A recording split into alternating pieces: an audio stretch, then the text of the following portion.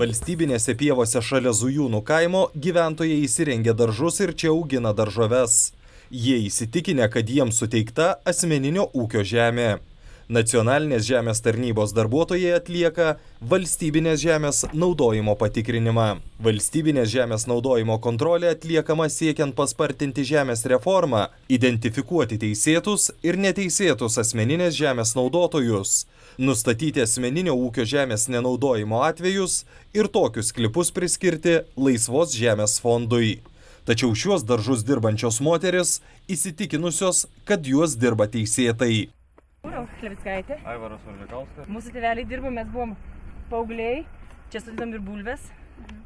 Šita žemė, kurią mes naudojam, yra asmeninio ūkio žemė, kuri paskirta mūsų tėvams, kai jie dirbo Buivydiškių žemės ūkio technikume, dar tarybiniais laikais.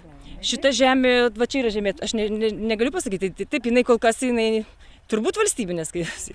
Gerai, dabar atliksim žemės naudojimo valstybinę kontrolę. Tačiau paaiškėjo, kad šiems gyventojams asmeninio ūkio žemė buvo suteikta visai kitoje vietoje, visai kitame kaime, ne Zujūnuose, bet Buivydiškėse. Teismas nusprendė, kad čia prižiūrimi daržai yra savavališki ir negali būti naudojami kaip asmeninio ūkio žemė. Tokiu būdu vykdant žemės reformą bei atkuriant teisės į iki nacionalizacijos turėtą žemę, ši valstybinė žemė turi būti įtraukta į laisvos žemės fondą bei grąžinta jos seniesiams šeimininkams. Įsivaizduokit, situacija buvo tokia absurdiška, kad mano tėveliams buvo paskirta 60 arų. Tai va, o čia tik tai mažas gabaliukas, reiškia iš to 60 arų, va čia mažas gabaliukas, kur jie dirbo nuolat ir žinojo, kurio ribos. Kur yra kita žemė, reiškia nacionalinė žemės tarnyba niekuomet neparodė. Jie sako, kad jūs nedirbat, bet jie neparodė ir nepaženklino ribų. Jūs net nežinot, kur yra šiandien? Mes net nežinom, nors jinai yra suprojektuota. Jinai buvo suprojektuota ir visą laiką sakoma, o jūs dirbate tą žemę. Mes sakom, jūs atmatuokite, mums parodyti kampus, kur mes turim dirbti.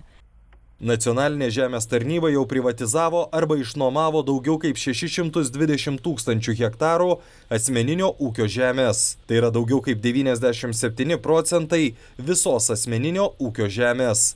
Įteisinti arba nutraukti teisę naudotis tokią žemę liko tik apie 15 000 hektarų arba 2% asmeninio ūkio žemės statuso turinčiai žemei.